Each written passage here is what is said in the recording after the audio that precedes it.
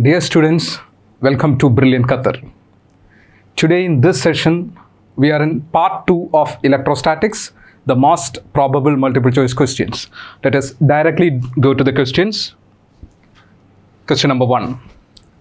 6 charges, each equal to plus Q, are placed at the corners of a regular hexagon of side A. The electric field at the point of intersection of diagonals is. See, it is a hexagon. Hexagon, you know that hexagon means there will be 6 sides, right? So let us draw a hexagon. Look at this. So this is a regular hexagon. All sides are equal. Now what they are asking is, what is the electric field at the point of intersection of the diagonal? So we can draw the diagonals of this. So first, this is a diagonal, this is another one, and look at the third one. So what we have to find is, what is the electric field at the point of intersection of the diagonal means here. Now you can see that there are 6 charges, each equal to plus Q. So at each corner, we can place charges of plus Q here, plus Q here.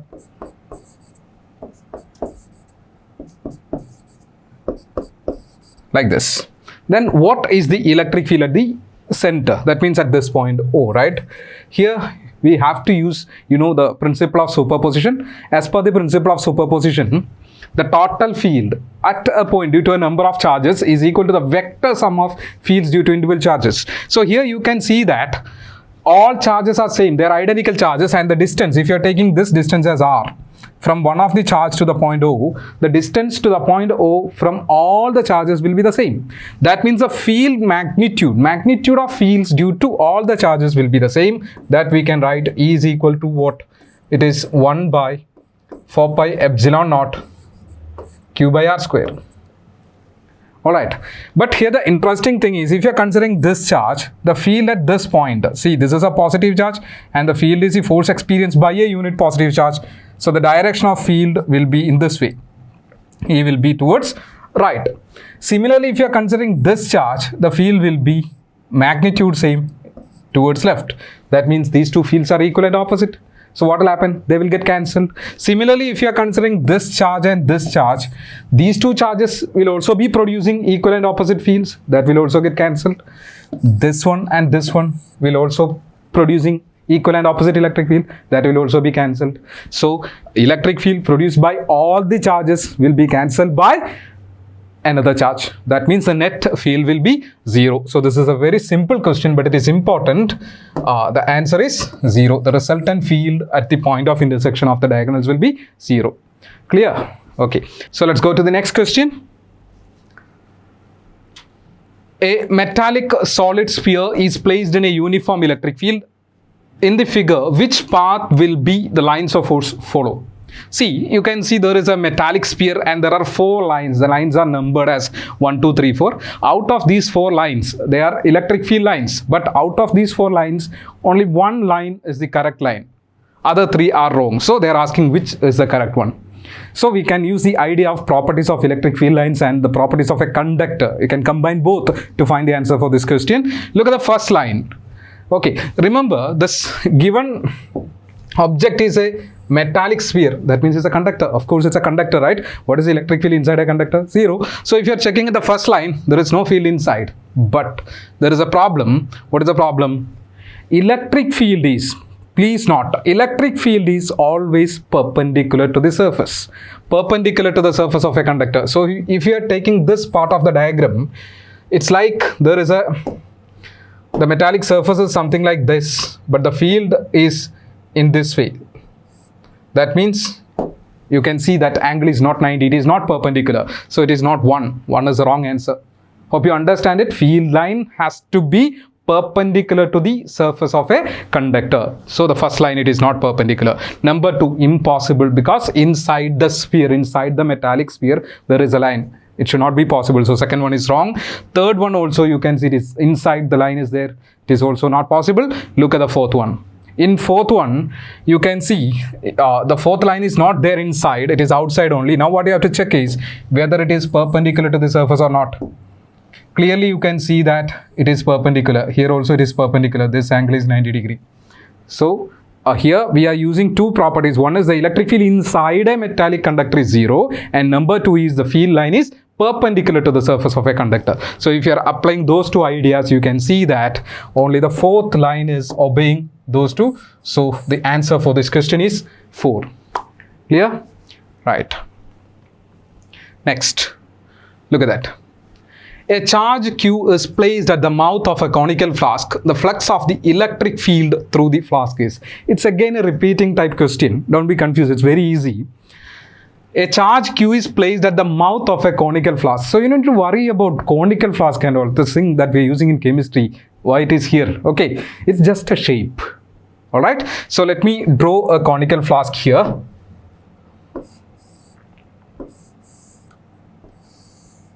Let it be a conical flask. This is its mouth. Okay, now what they are asking here is a charge Q is placed at the mouth of a conical flask. So at the mouth of the conical flask here, I am placing a charge Q, right? Q. Then the flux of the electric field through the flask is flux due to that charge only they are asking. How to find the flux? For finding flux, we have a simple rule with us, Gauss theorem, right?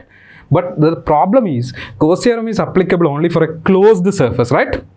Closed surface, and another thing is the charge has to be inside that closed surface. Here it's a conical flask and the charge is at the mouth. That means it is not a closed surface, it's an open surface. We have to make it a closed surface. And then we can apply what? Gauss theorem. For that, what I am doing is, I am taking another identical conical flask. Okay, another identical conical flask, and I am keeping it in the reverse manner. Just look at this. Now, how many conical flasks are there? 2 are there. But the advantage is, now it's a closed surface. If you are taking the combination of these 2 conical flasks, you can see that the charge is inside a closed surface. Now we can apply Gauss theorem. What is Gauss theorem? Total flux phi is equal to, listen, total flux phi is equal to 1 by epsilon naught times the net charge enclosed, right? What is the net charge enclosed by this Gaussian surface? It is Q.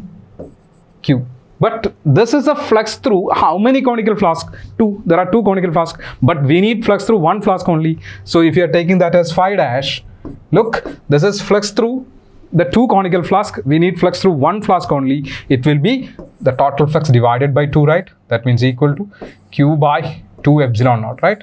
Q by 2 epsilon naught. Yes, Q is capital Q. So the answer is Q by 2 epsilon naught, option C. These kind of questions will come for sure. They will give any shape. You don't need to worry. It can be like a beaker. So if it is a beaker instead of a conical flask also, the answer will be the same. You have to assume one more beaker it is keeping on the top of the first one. Okay, right. Now we can go to the next. Electric charge between 2 bodies can be produced by. Very simple question, right? Charging. How can you produce, how can you make charges? How can you create a charged body, right? You know that, hope you remember the frictional electricity concepts. By rubbing, right? By rubbing, you can make a charged body. So what is the answer for this question? It's option B, rubbing. Okay. Next. A point charge Q is moved along a circular path around another fixed point charge. So the work done is, a point charge Q is moved along a circular path around another fixed point charge. So the work done is, look, there is a fixed charge. And around that fixed charge, there is a circular path. So let us start with the circular path. There is a circle. Sorry.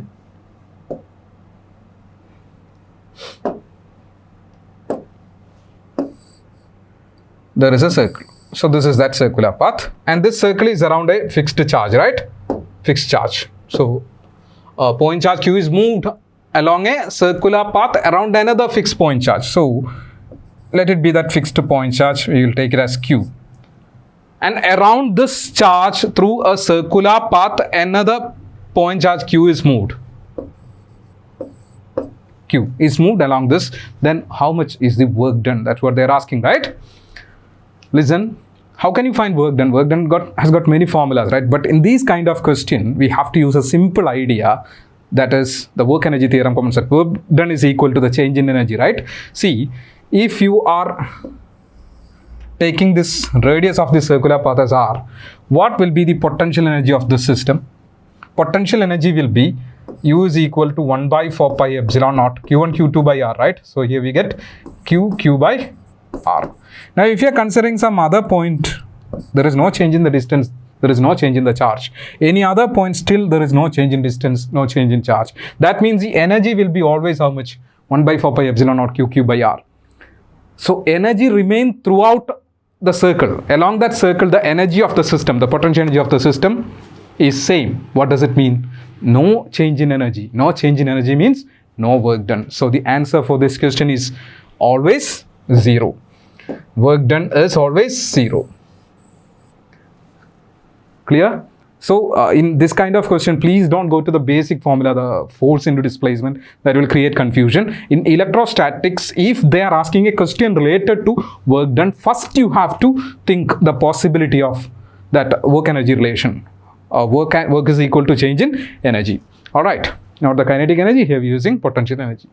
Clear? Right, next. What is the net charge on a conducting sphere of radius 10 centimeter, given that the electric field 15 centimeter from the center of the sphere is equal to 3 into 10 to the power 3 Newton per Coulomb and is directed inward. So, what is the net charge on a conducting sphere of radius 10 centimeters? So let it be the conducting sphere. Okay. What is the radius of this sphere? It is given as 10 centimeter. Radius is given as 10 centimeter. Given that the electric field 15 centimeter from the center of the sphere. So at a distance of 15 centimeter. So I am marking a point P here. This is at a distance of 50 centimeter. At this 15 centimeter, so do one thing, we can take the radius as capital R and this distance as small r. So small r is equal to 15 centimeter and the electric field at P is given by E is equal to 3 into 10 to the power 3 Newton per Coulomb. Then what they are asking is, what is the net charge on the conducting sphere, right? Do one thing, we take the net charge on this sphere as how much? Q. So if there is a conducting sphere having charge Q, then the electric field at a distance r, small r, from the center of the sphere is given by, we have the formula for it.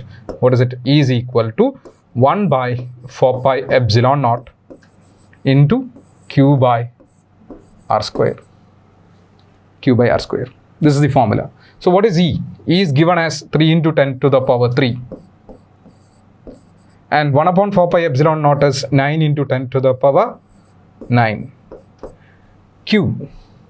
That's what we have to find. R square. R is 15 centimeter. So what get 15 centimeter has to be converted into meter. 15 into 10 to the power minus 2 the whole square. Okay. So we have to find the value of Q. So it will be Q. Q is equal to 3 into 10 to the power 3 into 15 square is 225 into 10 to the power minus 4 divided by 9 into 10 to the power 9. Okay, so this is 3 into 225 divided by 9 and the rest, the powers of the 10 we can find 10 raised to 3, 10 raised to minus 4 will be 10 raised to minus 1. So into 10 to the power minus 10 will come. Okay, 10 to the power minus 10. So this is equal to 3 into 225, or this will be cancelled. 225 divided by 3, it will be 75, right? Into 10 to the power minus 10, that is equal to 7.5 into 10 to the power minus 9 Coulomb. This is the charge. 7.5 into 10 to the power minus 9 Coulomb. But if you are looking at the options, you can see there are two options with the same magnitude. 7.5 option A is 7.5 into 10 to the power minus 9. D is also the same. But one is positive and other is negative. Which is the right answer?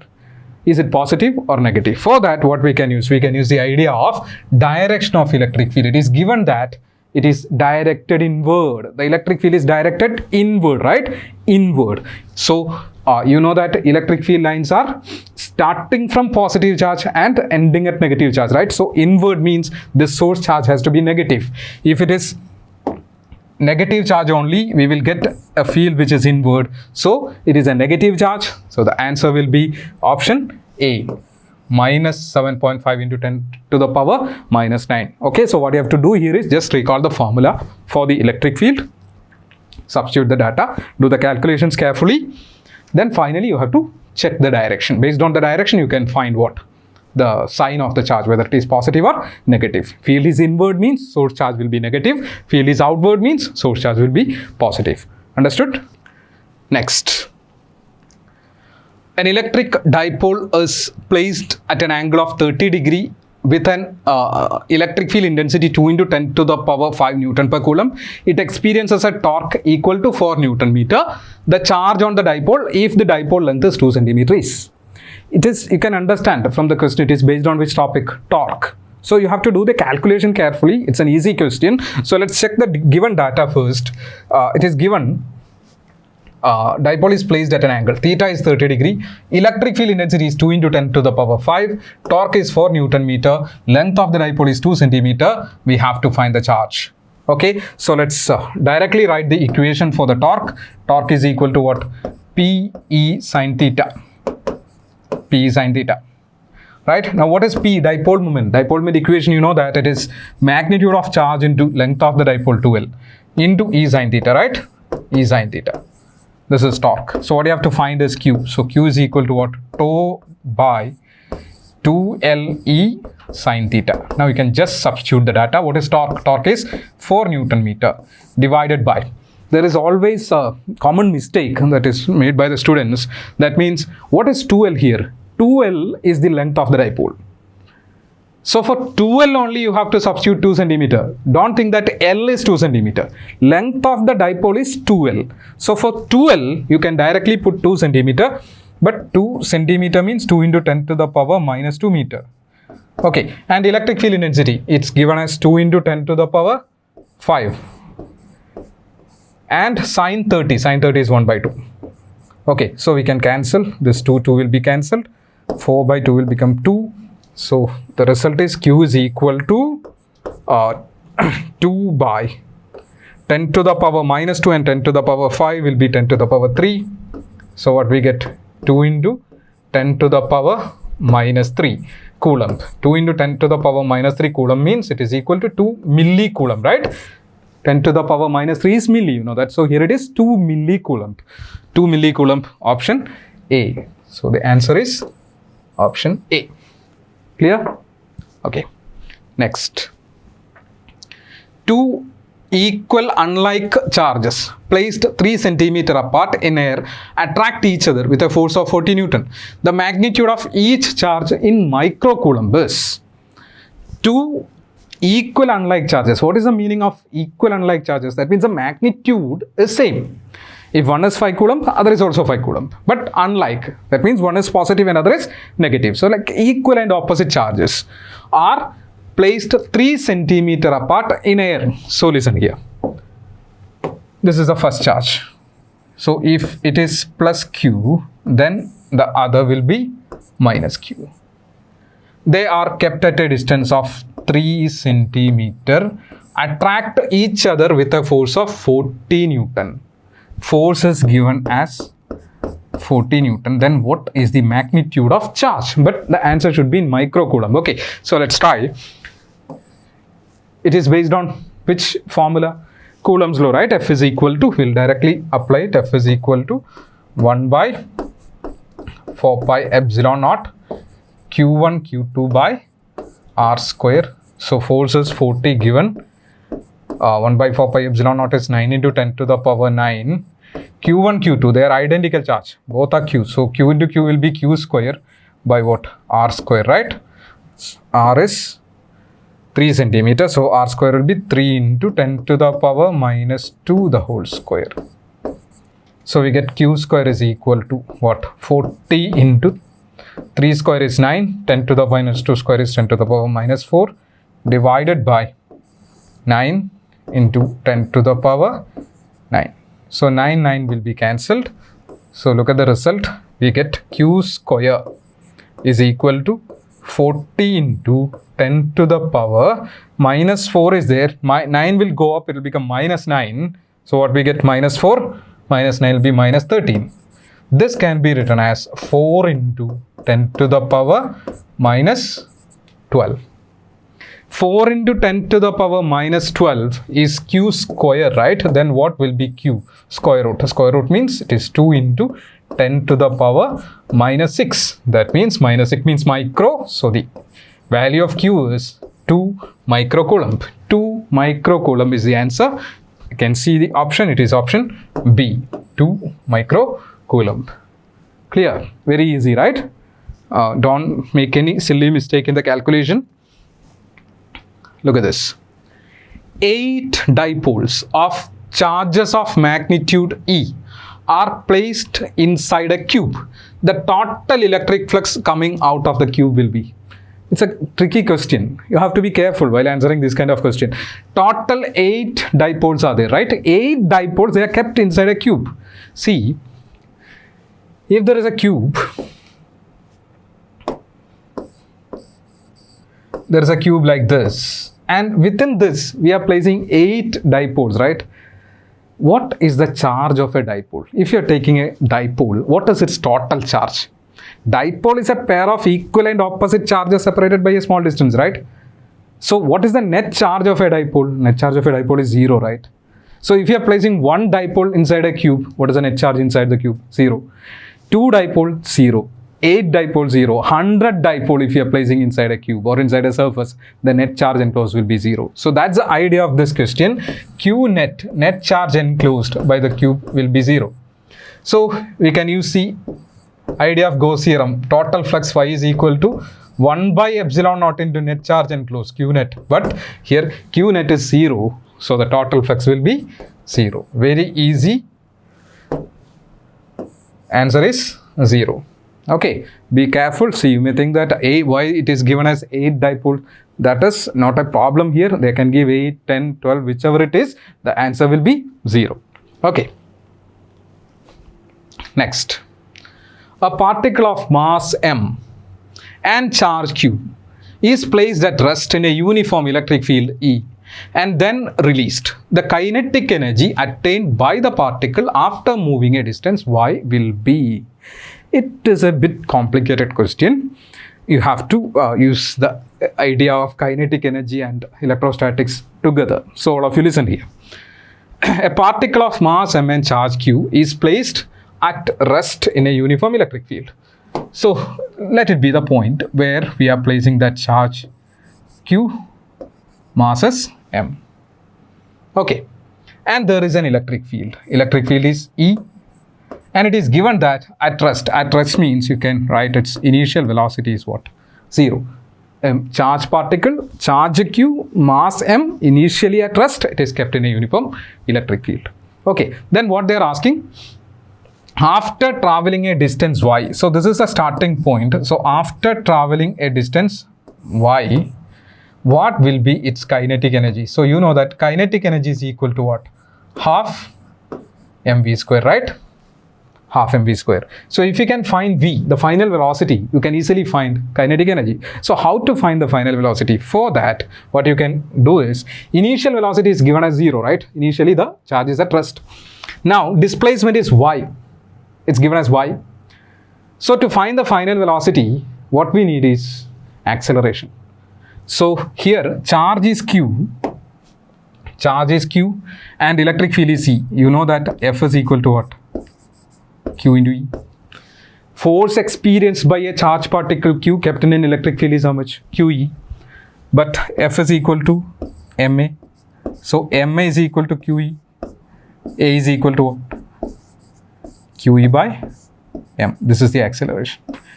Now we can use our equation of motion, which is v square is equal to u square plus 2as, right? U square plus 2as.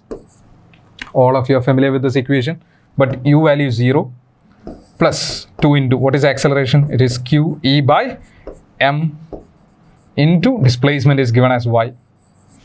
So this is v square. V square is 2 into q e y by m. What we have to find here? Kinetic energy. Just substitute. Kinetic energy formula is half mv square, right? K is equal to half m v square. That is half m into v square value. We got it here. Just substitute as it is. 2 into q into e into y divided by m. So m will be cancelled. 2 will be cancelled. Look at the result. Q e y. Q e y. Okay, so that q e y you can see this there in option A. Now the same thing you can find in another way also, that is easier than this, but for that you should have an idea about the work energy theorem. Again, work done is equal to change in kinetic energy, right? So here, what is the initial kinetic energy? Initially the body is at rest, so the kinetic energy will be 0. Final kinetic energy is half mv square. So change in kinetic energy will also be half mv square. So you can use that idea also. Listen, delta K is equal to work done. Delta K means half mv square here is equal to work done. What is the formula for work done? Work done is force into displacement. Force we got it here QE. Displacement is y. So QE into y. So we'll be getting the same answer. So any method you can use. If you have the idea of work energy theorem properly, you can use the second one. Otherwise, we are using just the basic steps for finding kinetic energy. Anyway, the answer is QEY.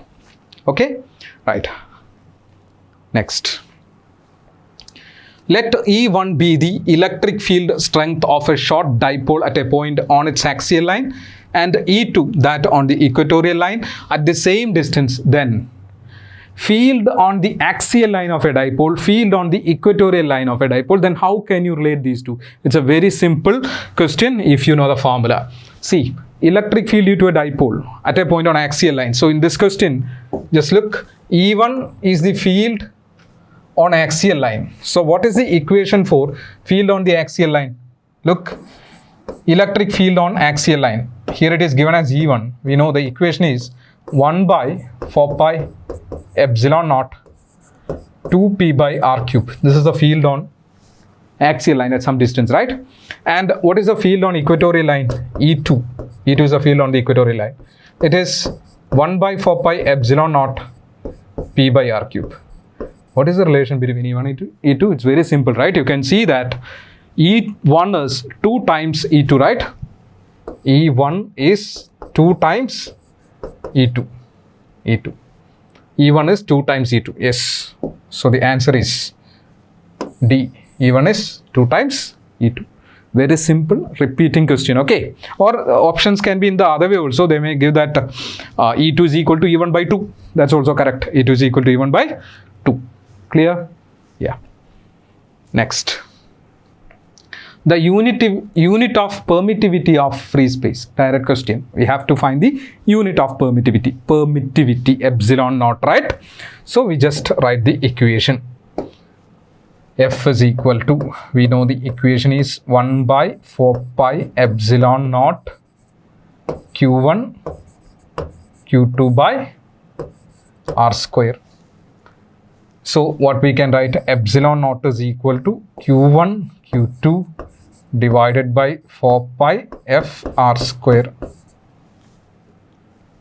Q1 Q2. Q1 is charge, Q2 is also charge. So charge into charge, unit will be Coulomb square. 4 pi is a number, leave it. Force, there is r square as well. Force Newton square will come, and distance is meter square.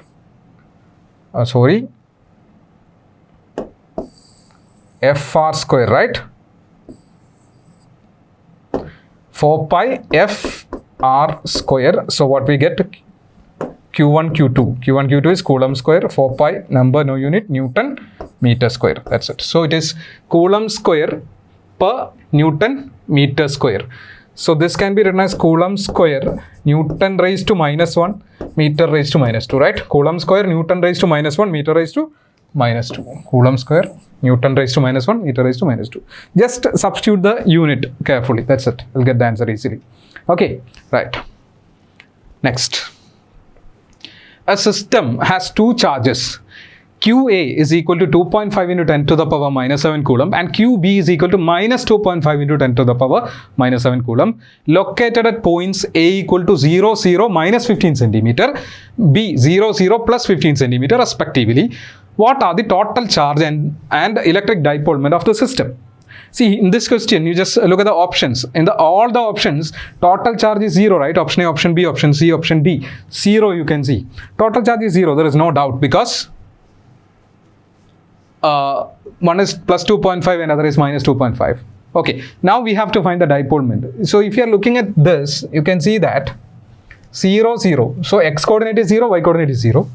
Here also x coordinate is 0, y coordinate is 0. Only z coordinate is there, right? That means these charges are kept along z axis, where first is minus 15 and other is plus 15. What is the meaning of that?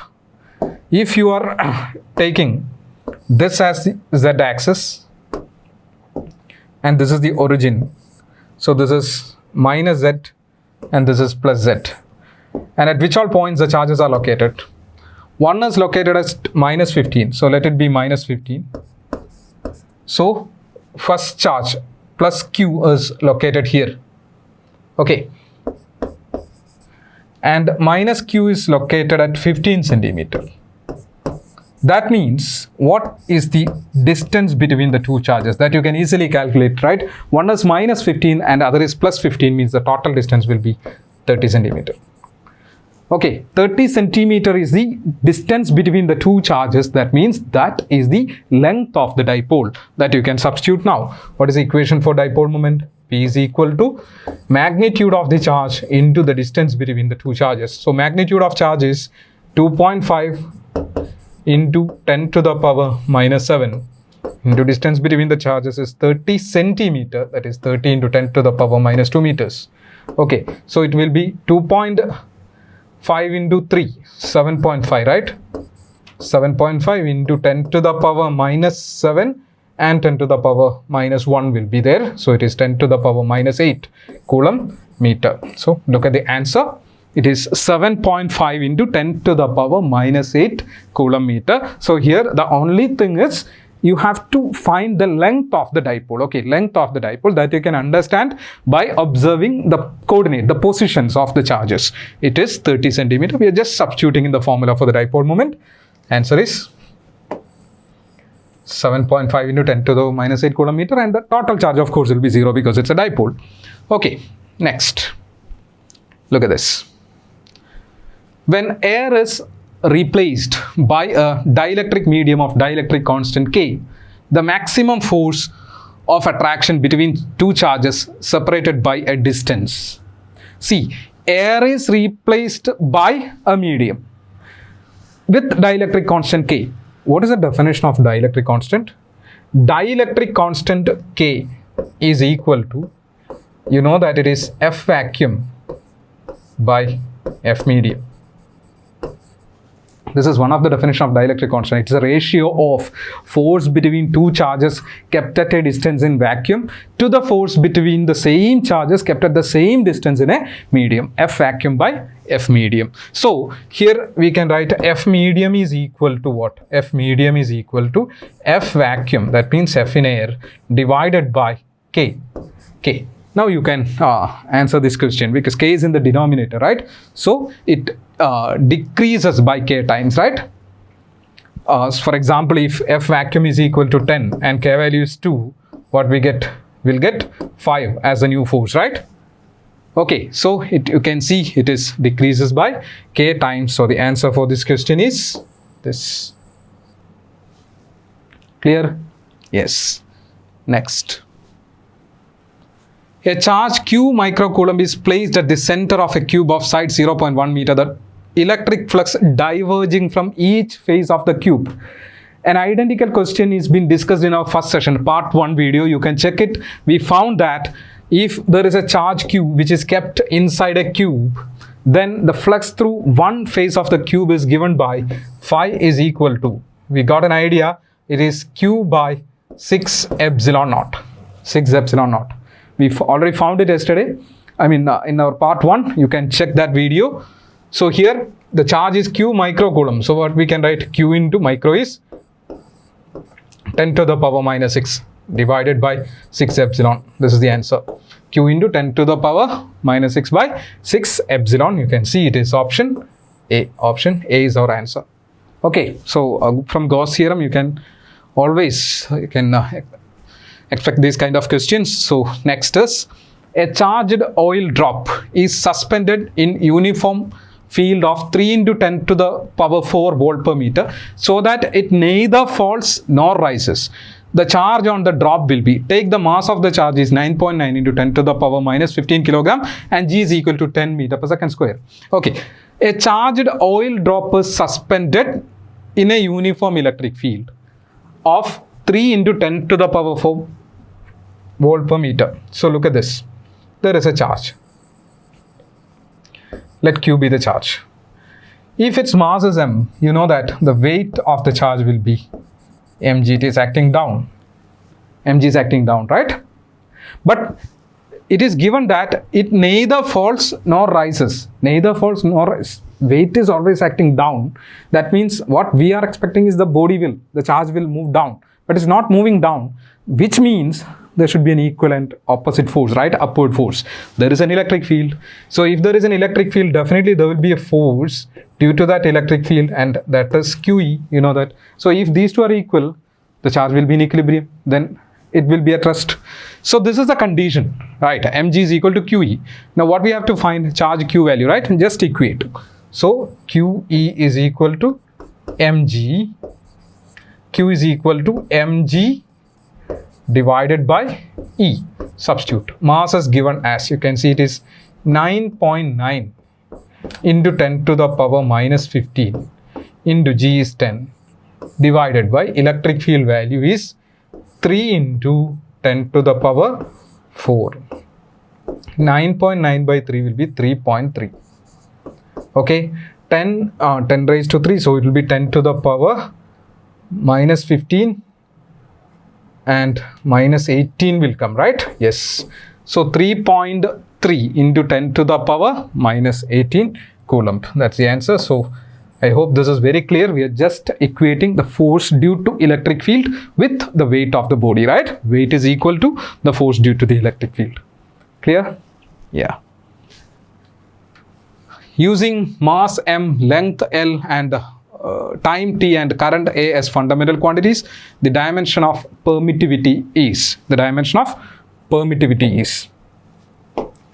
Again, we can use the idea of the force F is equal to 1 by 4 pi epsilon naught Q1 Q2 by R square. So from this, the equation for epsilon naught will be Q1 Q2 by 4 pi into F R square, right? Now we have to take their dimensions. Q1, charge. What is the dimension of charge? Dimension of current is A, right? So you know that current I is equal to Q by T. That means Q is equal to what? I into T. So dimension of current is A. So dimension of charge will be AT. So here Q1 into Q2 is there. So it will be AT into AT. That means A square T square by 4 pi has no dimension. Force dimensional formula, you know that. ML T raised to minus 2 into distance is L square. Distance square is there, so L square. So M will go up, we get M raised to minus 1. L into L square is L cube, it will go up L raised to minus 3. T raised to minus 2 will go up plus 2 already there, so T raised to 4 and S square, that's it. So M raised to minus 1, L raised to minus 3, T raised to 4, T raised to 4. This is the answer for the question. Okay, right. So I think the questions which we discussed in part 2, everything is clear. We will be coming with more parts and more questions. Okay, so keep watching. Thank you.